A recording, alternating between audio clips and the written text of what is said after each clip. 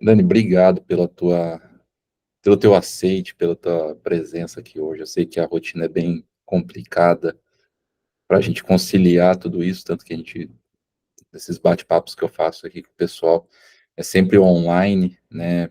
Nada de podcast ou nada de coisas presenciais, é mesmo para poder compartilhar essas experiências, levar para o pessoal que gosta ali de assistir, de acompanhar o vlog, né? A entender um pouquinho da onde é que a gente, de que fontes que a gente bebe, né? E essa de hoje aqui é bem bacana, lá, o Dani, que é autor desse e organizador deste. É isso, né, Dani? Me corrija se eu estiver errado aqui. É isso mesmo, cultura inovadora humanizada e depois uma prática que reúne 18 especialistas que vão trazer profundidade de como, né, eles recomendam e eles fazem com que os pilares tragam força realmente, né, para o negócio, para a vida, para inovar de forma humanizada. De onde surgiu essa vontade de escrever, essa história de escrever?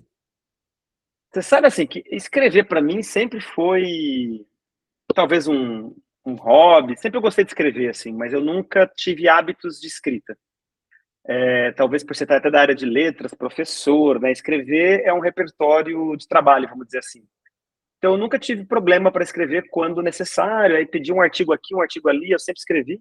Na minha época de acadêmico, né? Eu fiz a minha tese, eu fiz capítulos de livros, então tive uma fase que eu realmente produzia profissionalmente, mas uma escrita mais acadêmica, voltada a trabalhos científicos, né? De aprendizagem de idiomas e tal.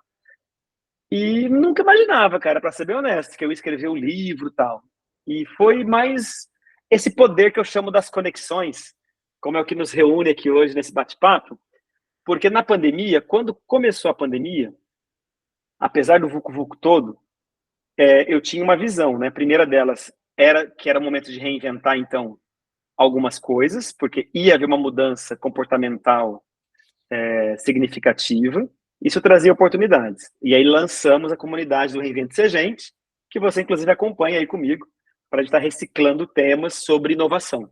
Naquela comunidade, naquela época também, tinha várias pessoas que participavam, não cabia nem na sala, que é o teto de 100 pessoas, que estava todo mundo remoto e naquele período. E eu sempre trazia os exemplos de como na minha cultura, né, da minha empresa, eu estava lidando com desafios. E aí começou a ter muito estímulo. Coloca isso no livro, coloca isso num livro, porque o pessoal começou a sentir que poderia contribuir também para os negócios deles, né? E aí eu disse que sim, que eu faria. Duro era o tempo, né? Duro era o desafio. O Raul Candeloro, antes da pandemia começar, já tinha sugerido para mim escrever o livro.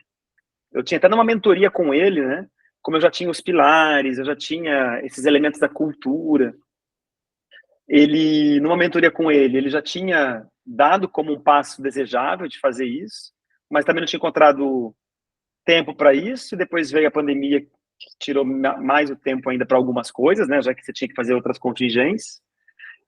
E depois as coisas começaram realmente a ter um novo cenário e a gente teve uma velocidade maior do que o normal, entre aspas, para lidar com algumas questões, tinha muito esteio na cultura. E foi aí que eu realmente também comecei a valorizar ainda mais o que eu já fazia, né? Porque às vezes a gente não dá tanto valor àquilo que é normal pra gente, né?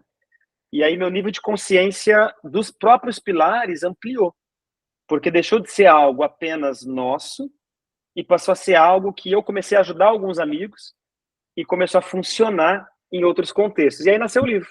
É o ambiente desse livro aqui, né? É esse o livro aí, foi o primeiro em 2021. 2021. Tem bastante coisa interessante aqui. Conta um pouquinho mais sobre ele, assim, que nem eu tô vendo aqui. A gente tem, obviamente que eu já li ele, né? Mas, por exemplo, a gente vai falar de propósito, liderança, pessoas, ambientes. Como é que é essa história? Assim, Eu acho assim que a história começa, eu vou fazer uma retrospectiva, a professora adora contar história, né? Aguenta aí. Mas eu digo que eu nasci professor, né? Eu de criança brincava de dar aula, então é muito raro uma criança brincar de dar aula, né? E eu brincava de dar aula com giz na parede, e meus irmãos que não gostavam, que às vezes eu exigia que eles fizessem papel de aluno, sabe? eu, enquanto criança, eu queria fugir da escola.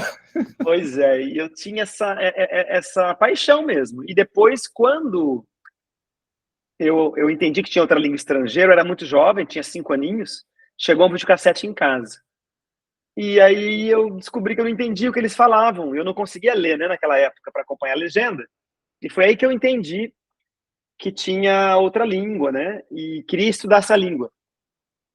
Na época não era comum, né, criança estudar idiomas e tal, tinham poucas escolas, eram mais... enfim.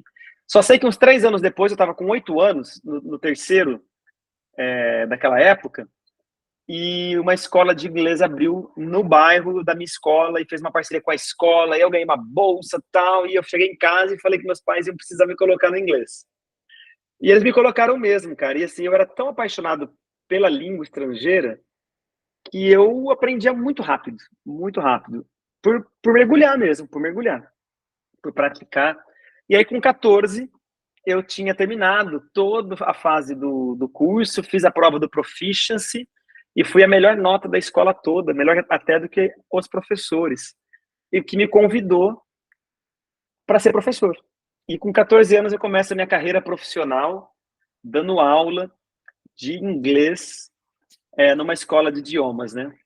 E eu fico imaginando hoje, né? Porque eu dava aulas para caras como você, por exemplo.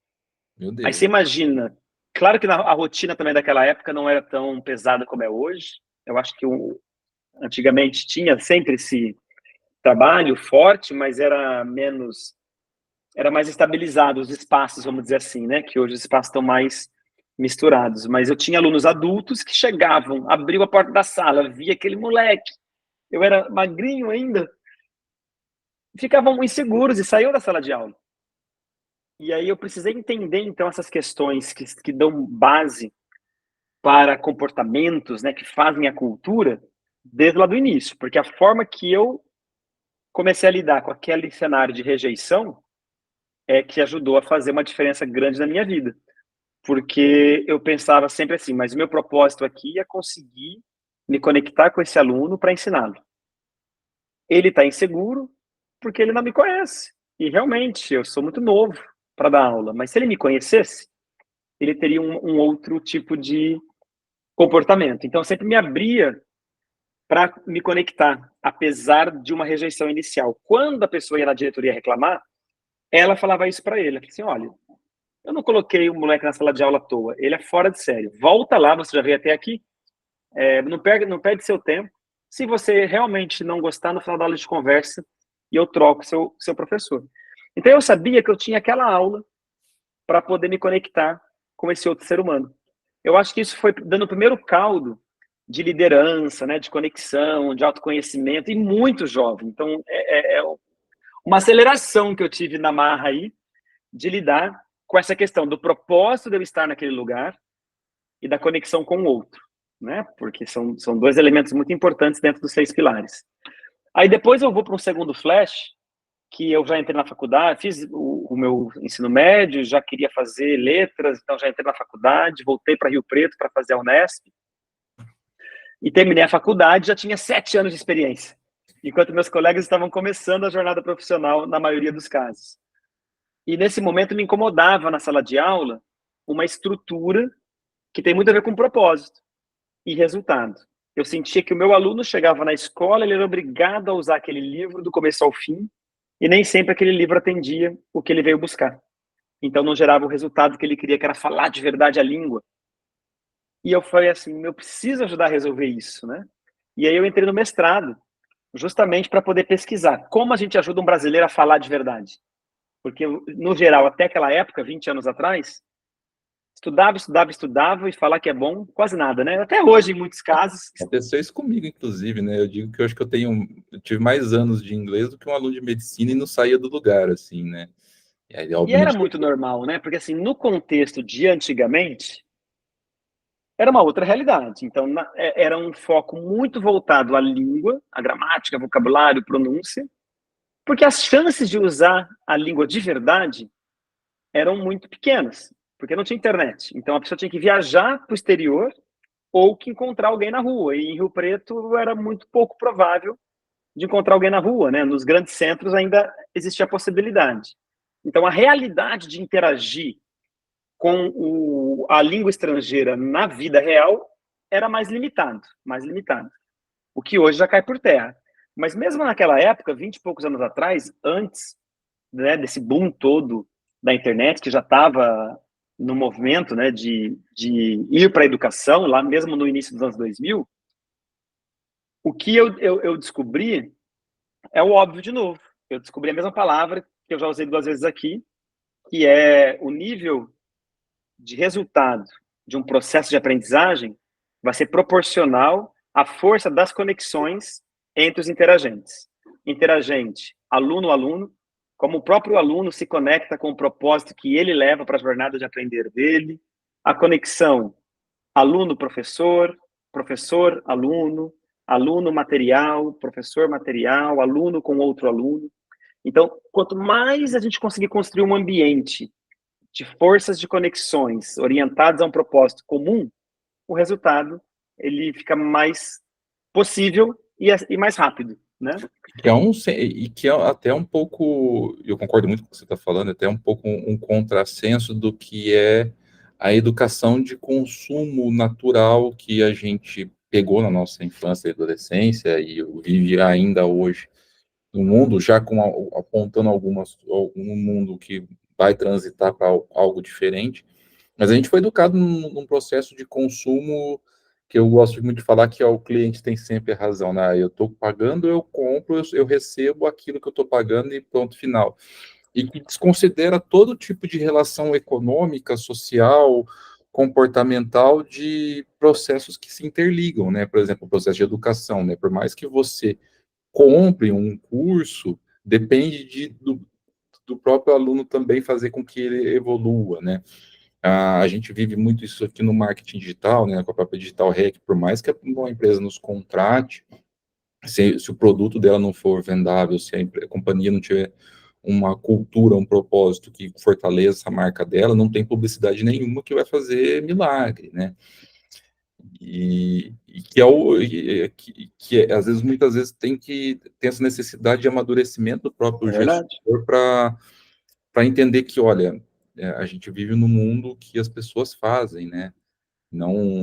Nem tudo é mercadoria pronta, materializável, né? É verdade. Veja só também, né, no paradigma das escolas, naquela época e ainda hoje, toda a orientação, né, então todo o propósito, o que guia geralmente os objetivos é o processo de ensinar. Então, o professor prepara a aula, ele dá a aula, é checado qual é o conteúdo da aula, se aconteceu no dia certo, a aula certa. Depois tem uma prova que foca o conteúdo da aula, estudada. Então, é toda uma orientação da era anterior e que tem como eixo o processo de ensino. Depois teve uma transição, percebeu-se que isso, na minha época de estudos lá do mestrado, que isso aqui só não era suficiente, e aí começaram a desenvolver uma visão ensino-aprendizagem, para conectar as duas pontas. Mas no mundo de hoje, e nós começamos isso lá 20 anos atrás, a grande inovação da CCLI, que teve a ver justamente com esses 6 pilares na prática, foi: se eu quero de fato receber um aluno que tem uma dificuldade com o idioma e ter uma jornada com ele, que ele supere essa dificuldade e atinja então o resultado esperado, aí eu vou fazer a diferença na vida dele. E para fazer a diferença na vida dele, eu vou precisar então ter uma estrutura que não é convencional, senão tá todo mundo dando conta de fazer isso. Então, por que aquilo não acontece em outros contextos é porque não era a proposta de valor que essa pessoa buscava. Só que não existia antigamente essa visão de consultoria, né? Porque 20 anos atrás, você pegar consultoria, ainda mais para ensino e línguas, era muito exceção da exceção da exceção, né? Muito nichado. Tanto que a gente teve dificuldade no passado, até mesmo de se posicionar. Eu era professor, né, cara? Eu não era empresário. Então foi uma transformação também de professor para empresário, empreendedor, porque a própria visão que eu tinha era uma visão limitada à sala de aula, assim.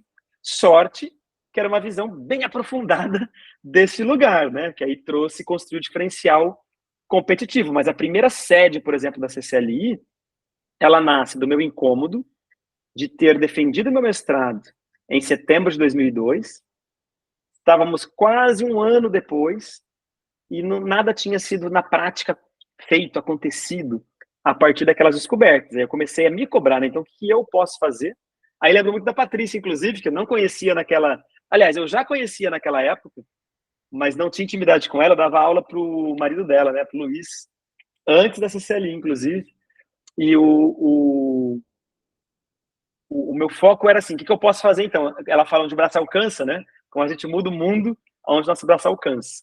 E a minha visão naquele momento foi de fundar, então, uma empresa de consultoria linguística, porque ela ia ter conexão forte com esse propósito, que não seria dar aula de inglês, mas seria realmente construir jornadas de aprendizagem personalizadas para atingir resultado com os projetos de idiomas dos meus alunos.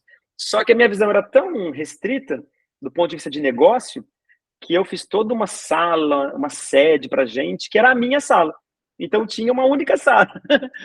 E rapidamente ficou obsoleto. Então eu não consegui nem amortizar o investimento de reformar aquela sala toda, colocar piso, colocar gesso, colocar condicionado, uma série de coisas.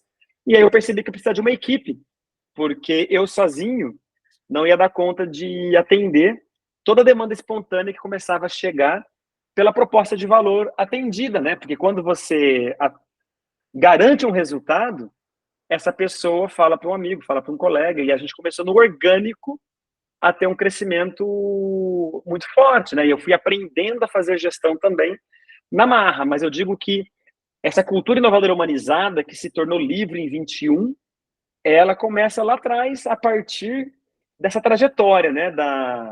Desse meu DNA de querer realmente. Hoje eu sei que o nome é inovar. Na época nem era esse nome que usava.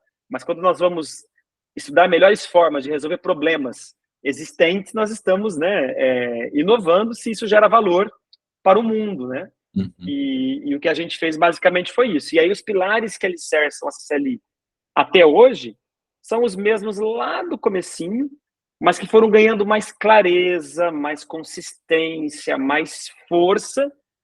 E num momento importante que eu conto no livro, que completou 7 anos agora, no mês passado, eu chamo de renascimento. Porque a empresa vai se desenvolvendo, esses pilares eles existem, eles dão base, mas como qualquer fundação, ela é invisível. E às vezes as pessoas começam a se preocupar cada vez mais com o que está na aparência aqui de cima da casa, tal. E eu pisquei e esqueci da importância de estar o tempo todo cultivando e mantendo a força da estrutura para dar suporte para isso tudo aqui em cima, né? E esse movimento de renascimento é quando a gente pega na mão mesmo todos os nossos artefatos e começa a desdobrá-lo a partir do mapa de navegação, que é o esteio, né? É o artefato esteio de toda a cultura da empresa, que fica lá no pilar pessoas, né? Que é a forma que a gente desenvolve as pessoas lá na nossa empresa. E assim, Dani, quando a gente fala, né, a gente está pegando três conceitos muito poderosos, né, que é a cultura, inovação e humanização, né? Quando a gente pensa nisso no mercado econômico, no mercado empresarial, até para o empresário que está assistindo a gente, o pessoal que trabalha com isso, como que esses três conceitos se interligam, se amarram no mundo atual, assim, no mundo em que a gente está vivendo? Excelente pergunta, cara. Você sabe que o humanizado é até uma provocação, né? Nós, enquanto era para dentro, não existia, era uma cultura inovadora. E aí o humanizada veio de fora. As pessoas sempre nos enxergaram como uma cultura muito humanizada. Cultura humanizada é um pleonasmo, né? Porque assim, a cultura é feita de humanos, né? São os comportamentos humanos que fazem a cultura. Mas por que se tornou um traço distintivo importante? Porque no modelo de negócio de pouquinho tempo atrás, as estruturas elas acabaram, por necessidade mesmo de negócio de mercado, para poder atender problemas e resolver e dar soluções, muitos humanos acabavam tendo mais uma função executadora de processos do que solucionadora de problemas. Então era muito mais exigido que aquele ser humano se encaixasse no lugarzinho e cumprisse o papel dele na engrenagem do que contribuísse com ideias e soluções. Isso era o modelo anterior do comando e controle. Então, cargos bem definidos, processos bem definidos, e a pessoa, para rodar aquilo, saiu uma, entra outra, roda aquilo, saiu uma, entra outra, roda aquilo. E aí, conforme o mundo vai mudando numa velocidade mais rápida, o que se percebeu é que não dava tempo de departamentos de inovações, de P&D, resolver todos os problemas que a empresa enfrentava por meio das mudanças que o mundo passava. E é por isso que se tornou, então, a conexão de cultura com inovação. Por quê? Porque a cultura que é inovadora no DNA, como o Demetrio, inclusive, comentou lá no Reinvente-se Gente, quando ela se torna o DNA inovador, são todos que fazem aquilo acontecer no dia a dia de maneira normal. Você normaliza o mindset de inovação, né? Que é justamente você poder pensar em novas soluções, você errar e aceitar o erro, mas buscar acertar de novo, né? Tem uma série de competências comportamentais que dão estrutura para um time poder de verdade inovar no dia a dia. E essas competências, elas são a essência do humano. Então, como antes aquele modelo de comando e controle era mais centralizador, mais orientado à execução, este modelo mais humanizado, ele leva em consideração o pensar, mas também o sentir para o agir. E aí nós encontramos espaço para a emoção. E parece um nonsense, né? Quando a gente conversa sobre isso, no mercado ainda tem bastante ceticismo, porque emoção nos negócios, na cultura corporativa, né? Parece que é uma coisa de outro mundo. Talvez, porque antigamente não se conseguia ter artefatos para poder trazer os contornos, né, do que é que estamos falando na prática, quando falamos dessas emoções. Mas, queira ou não, você que é especialista em marketing, você sabe que a tua ciência tem muito poder conectando as emoções dos outros seres humanos. 100%. 100%. Então não tem como você falar de ser humano sem falar de emoção, porque ela existe, ponto. O que existia antigamente era justamente uma falta de necessidade de olhar para aquilo, para o negócio poder funcionar e atingir resultado. E tudo ia bem, excelente. Com as mudanças todas que a gente enfrentou na sociedade, né, e estamos vivendo ainda hoje, das gerações e das novas fases, das novas tecnologias, das interconexões, da mega exposição que todos estamos hoje, por conta das redes sociais, que como uma comunicação, ela tem potencial de poder viralizar e alcançar muito mais atenção do que seria antes. Então, tudo isso traz uma nova dinâmica para as relações no trabalho, para como eu atingo o resultado no trabalho. E tudo isso traz uma conexão com a emoção como essencial.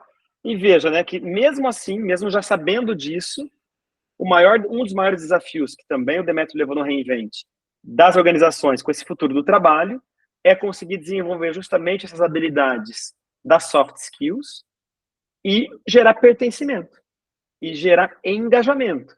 Porque, de acordo com Gallup, né, e outras pesquisas, praticamente 3/4 das pessoas estão desengajadas com o que fazem no trabalho.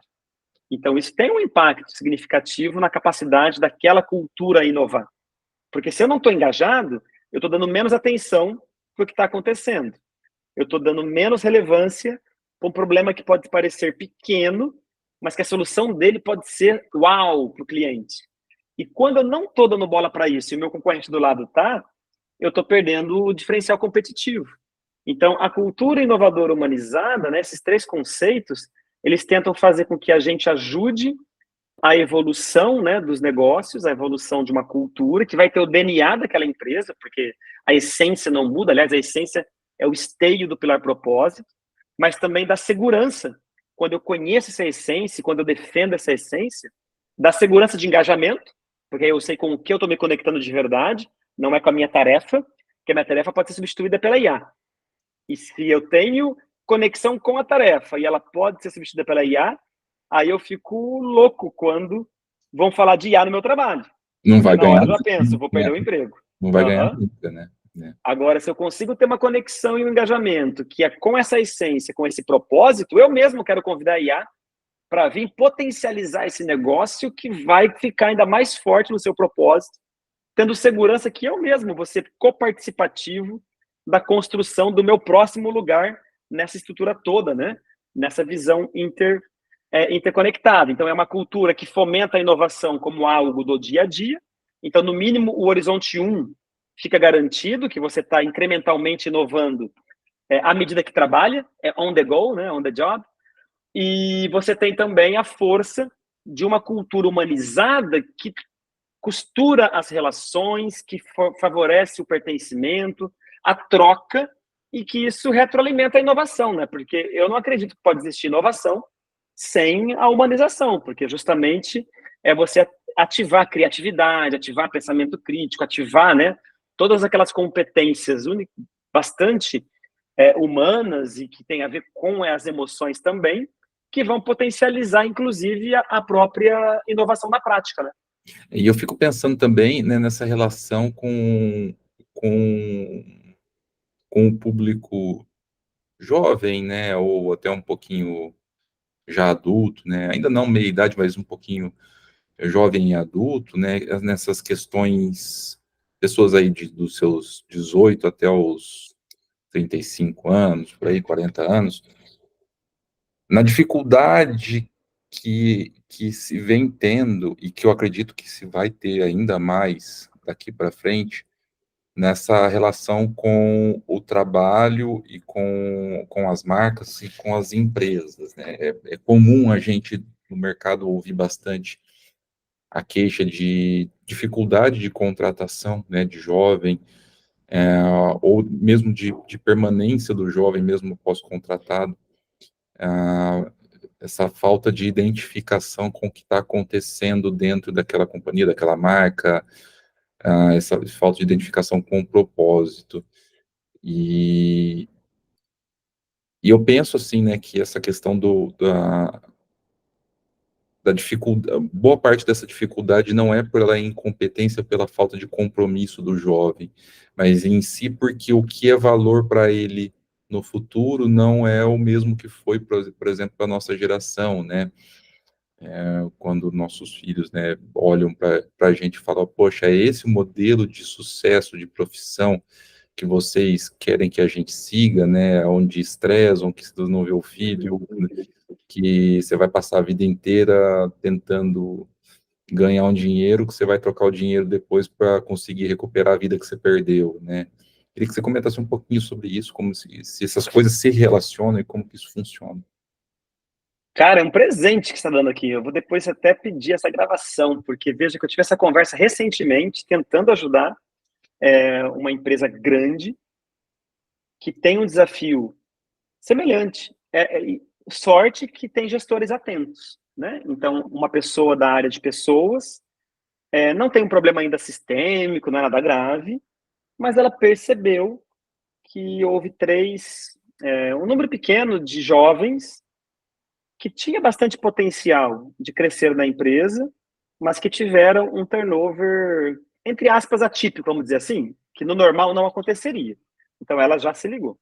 E quando eu fui tentar entender o problema e ver como é que conseguiria contribuir, eu cheguei neste lugar, que o lugar é justamente a desconexão da cultura atual com a cultura de desejo dessa geração, que enquanto a geração atual consegue manter, não é um problema grave nem sistêmico, mas à medida que isso aqui vai ficando cada vez mais velho e vai sendo imprescindível para o negócio, conseguir dialogar com esses mais jovens na sua própria força de trabalho, se torna muito crítico aí. Então, que o ideal realmente é começar a agir agora, quando não é um problema. Porque quando já virou um problemão, é muito mais difícil, porque cultura demora para poder transformar. E muitas vezes a mudança é simples. Veja só, que você falou algo bem legal. Sucesso continua sendo um valor para gerações novas. Então, o valor não costuma mudar. Eu digo que propósito não costuma mudar, a essência não costuma mudar. O que costuma mudar é como se manifesta. Então, o que vai significar o mesmo valor é que vai diferir conforme vai mudando o mundo. E até para nós, né? A gente que viveu outras fases, tem coisas da nossa faixa etária que, quando éramos mais jovens, dávamos um devido valor e que aí o mesmo significado de tranquilidade ou de qualidade de vida, numa fase depois, muda para nós mesmos. E isso é bom, porque o ser humano, ele muda. Né? Essa é a base da inovação, a capacidade de mudar, porque senão ficava tudo igualzinho o tempo todo. Então, como é que a gente faz para lidar com esse contexto? Primeiro, aceitar uma realidade que hoje é bem provável que nós vamos ter 4 gerações, 5 gerações simultâneas numa mesma equipe de trabalho. Então, eu preciso conseguir entender como é que eu lidero a partir dessa realidade. Porque aquela ideia antiga, como o professor de antigamente, aquela ideia de antigamente, que a turma, todo mundo é homogêneo, e eu pego lá um conteúdo e eu ensino de uma forma única, e todo mundo aprende da mesma forma, isso aqui é uma ilusão, né? Sempre foi. É que todo mundo sempre aceitou essa ilusão. Conforme você vai querendo coisas que essa ilusão não te entrega, aí você busca outras propostas. E a CCL começa a crescer na área dela de idiomas por ter pessoas profissionais que querem algo diferente, justamente por saber que aquilo não leva onde ele quer. E aí isso gera força de propósito, né, de transformar a vida por meio do idioma, e não só de aprender um idioma, que é o que a gente faz. Então, nessa realidade da transformação da liderança, porque a liderança é o segundo pilar, né? Tendo clareza de propósito, de missão, visão, valores, e tendo uma liderança que encarna isso e vai ser preparada para liderar uma equipe com valor diversidade, e a diversidade vai entrar essa questão geracional também, né, além de outros elementos, a gente consegue se abrir para o outro lado, porque tudo na vida, assim, eu vou dizer, é luz e sombra, é yin e yang, né? Tudo que a gente quiser vai ter uma perspectiva de um outro lado. Então eu vou ter todos os problemas da geração atual e eu posso querer olhar todas as soluções que eles são capazes de me proporcionar quando eles estão conectados a um ambiente. Uhum. E é nessa dinâmica da gente conseguir entender que as pessoas são diferentes e que isso não precisa ser um problema, porque eu tenho uma estrutura de cultura que dá cola, aí as diferenças se tornam relevantes e aí as diferenças contribuem para a inovação de verdade. Porque eu posso ser quem eu sou naquele lugar. Porque eu não vou ser julgado se eu tenho tatuagem ou não, se eu tenho piercing ou não, se eu... Porque até pouco tempo atrás isso era um julgamento. Sim. Eu vou ser avaliado pela competência que eu tenho, pela solução de problemas que eu impacto, pela entrega que eu faço. E aí a gente encontra uma outra dinâmica de avaliação do próprio trabalho. E que hoje, por exemplo, esse modelo novo, né, de trabalho remoto versus presencial, que muitas empresas estão obrigando a volta do presencial sem um propósito claro, tem havido muitos pedidos de demissão justamente por não concordar, porque não, a pessoa não vê que faz sentido. E numa fase que você costuma ser mais rebelde, é a fase que você costuma ser mais jovem, né? Você tem menos compromissos já assumidos e você tem mais facilidade de manter essa coerência, vamos dizer assim, embora eu sempre estimule que essa coerência permeie a vida toda, porque é o sinônimo de felicidade no trabalho, é você estar em coerência, né, com os seus próprios valores dentro do ambiente que você está, atendendo não ao propósito da empresa, mas o contrário. Eu atendo ao meu propósito pessoal ao estar conectado com aquela cultura que representa o meu próprio propósito. Aí eu ganho força enquanto colaborador e aí a cultura fica forte. Então, na CCL hoje, por exemplo, o que a gente faz no nosso processo seletivo é fazer tudo ao inverso. Então, a gente vai dar para as pessoas da nossa área a oportunidade de conhecer quem é essa CLI, quais são os valores que ela representa, qual é o propósito que ela assume, para a pessoa escolher se o propósito que ela tem, ela encontra vazão aqui dentro ou não, e depois do nosso evento de marca empregadora que ela participa dos processos seletivos, né? Se faz sentido, né, para a vida dela, essa conexão, né, isso é super importante, né? E sabe uma coisa interessante que você falou? Você falou de marca, né? Eu não tinha tanta consciência também, mas assim, depois que a gente mudou o modelo de negócio para esse modelo 100% remoto, que a gente abriu vagas de contratação para o Brasil todo, que a gente começou a atender clientes corporativos de empresas de outros países, então o nível do jogo ficou mais desafiador do que nunca para nós mesmos. E onde que nós encontramos a força de conexão e habilitação dessa estratégia toda? Nos pilares da cultura. Porque a marca, cara, empregadora, era muito mais forte do que eu imaginava. A gente consegue crescer a taxas muito maiores hoje por conta da marca, dentro do segmento profissional. E quem faz a marca existir? Quem trabalha. Porque é quem está vivendo a cultura que fala sobre como é trabalhar neste ambiente. E Uhum. aí é legal, porque quando a cultura é forte de verdade, quando ela está conectada com a estratégia, a liderança, não é que tem menos trabalho, mas assim, ela tem algo que trabalha a favor, porque as próprias pessoas que estão lá vivendo o dia a dia, elas representam a cultura na prática. E elas defendem também, então, porque elas escolheram vir para cá por conta disso. E quando aquilo começa a ir para um caminho que não é o certo, todo mundo acende luzes de alerta, porque ninguém quer que vá para um lugar que não seja o certo. Então a gente tem aí um pacto verdadeiro, que eu falo que é o grande poder do propósito, né? Então, quando as coisas ficam difíceis, quando vem crises, pandemia, crise não para mais, né? Acaba uma, vem a outra, né? Acaba uma, vem a outra. E dizem que crise é sinônimo de criatividade, e se você tem uma cultura inovadora, humanizada, eu vejo que realmente você tem mais força para superar a crise. E só para fechar a tua provocação, que foi muito importante, graças a Deus, cara, esse foi um problema que eu não senti e eu não tinha percebido até as conversas todas de outras pessoas trazerem. Porque a hora que eu vejo minha demografia, eu tenho uma faixa considerável da minha equipe que tem entre 18 e 30 anos, e é um nível de engajamento que não condiz, entre aspas, com o que o mercado diz que essa galera está entregando no geral, né? Então, não sei se são essas pessoas excepcionais, elas são de verdade, mas eu acredito muito que é a soma de pessoas excepcionais, com clareza de proposta de valor, com uma empresa que dá também essa clareza para ela mesma, e aí sim se potencializa nessa soma. E é algo semelhante aqui na Digital Hack também, né? Tive essa sorte, assim, entre aspas, né, de poder me conectar e a Digital Hack florescer também nesse quesito, né? Poxa, por que que aqui esses jovens florescem, né? Talvez às vezes até a gente estava na entrevista na CBN esses dias atrás falando sobre o capitalismo consciente e cultura consciente, né?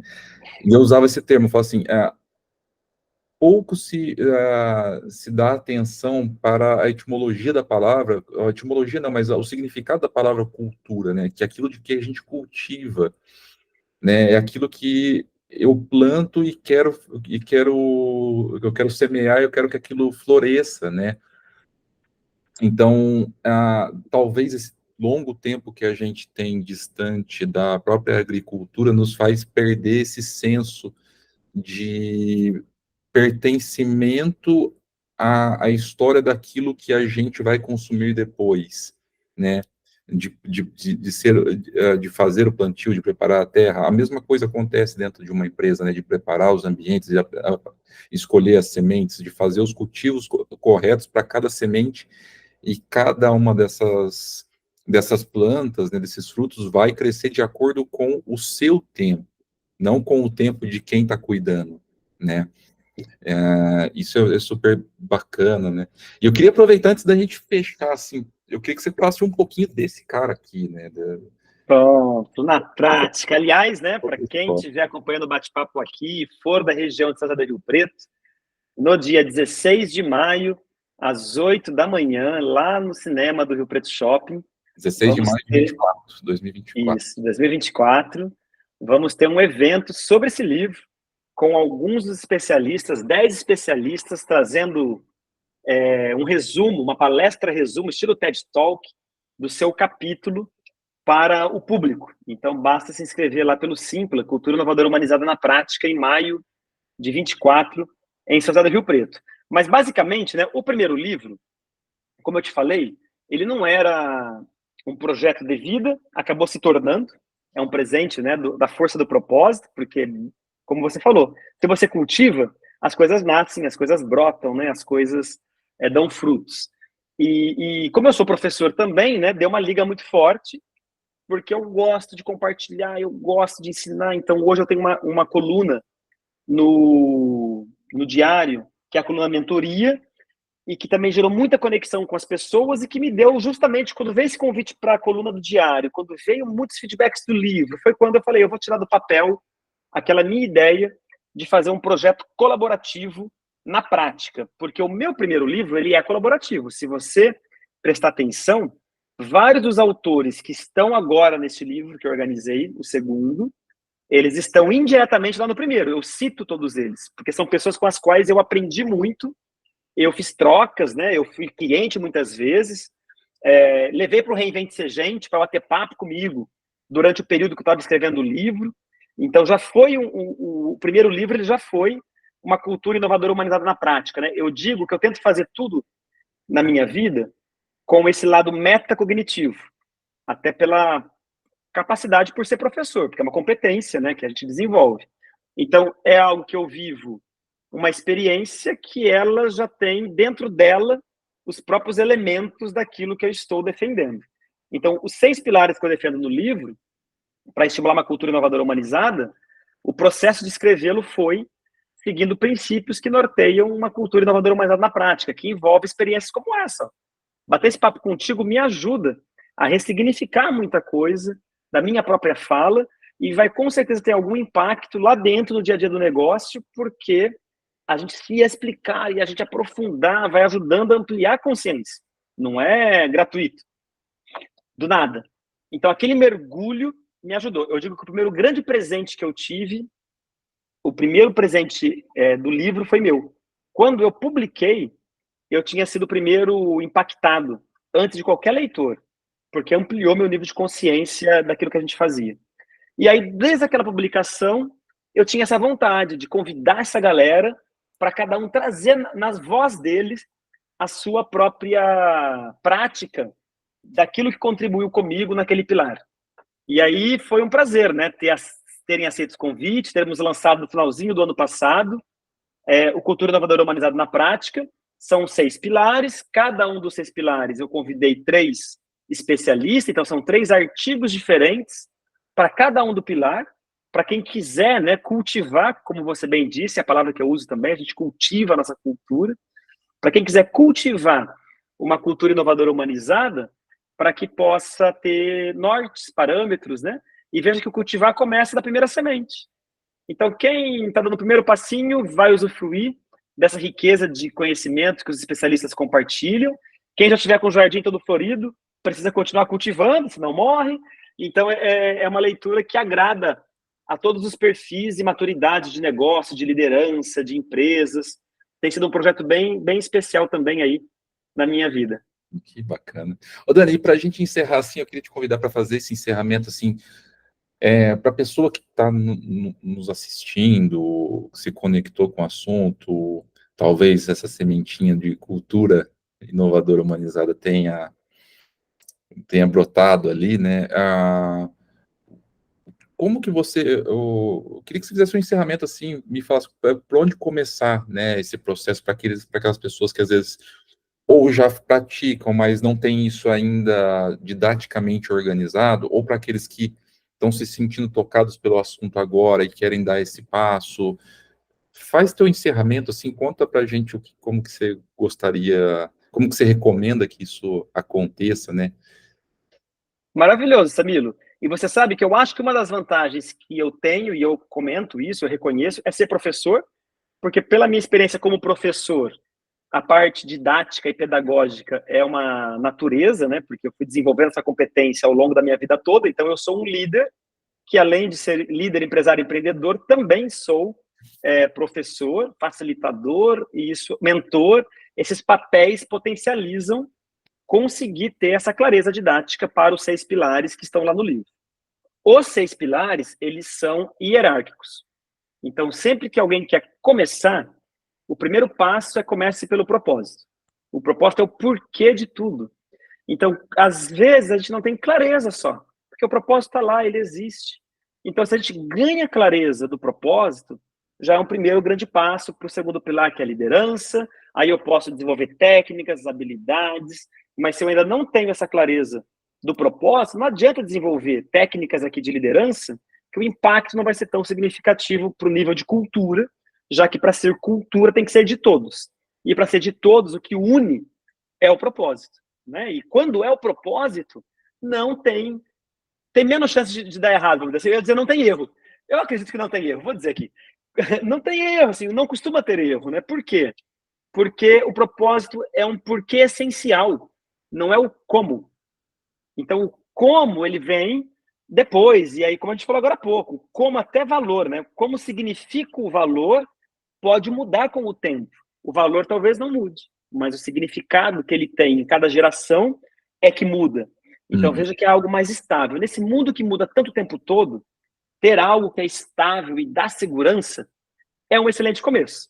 E aí tem, né? Tem o site culturainovadorahumanizada.com.br, tem o meu canal lá no Instagram, @mentor_Daniel Rodrigues, que eu compartilho o Reinvente 5 Minutos toda semana, e tem a própria comunidade do Reinvente Ser Gente, que toda semana a gente bate um papo com um especialista diferente, aprofundando, né, essa visão de cultura inovadora humanizada. Eu acho que o primeiro grande passo é a pessoa se conectar com outras pessoas que também querem fazer esse processo de cultivar, porque sozinho a gente fica mais fraco. Mandorinha sozinha não faz verão, diz o ditado, né?